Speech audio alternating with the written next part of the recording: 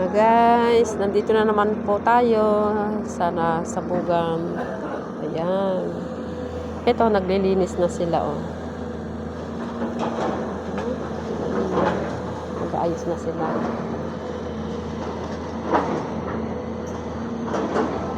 Ito yung nakaraan na nakuha na ng video. Kinuhanan ko siya. Siya na ngayon niya. Nag-aayos na. Really. Tatanggal na sila ng mga ano. Ito, pahakot na kami. Mag-impake kami ngayon at lilipat. Ito kasama niya. Oh, gustong bumili ng kabinet? Magbebenta kami. Maraming kabinet dito, bebenta. Sinong bibili? Sabay ganun.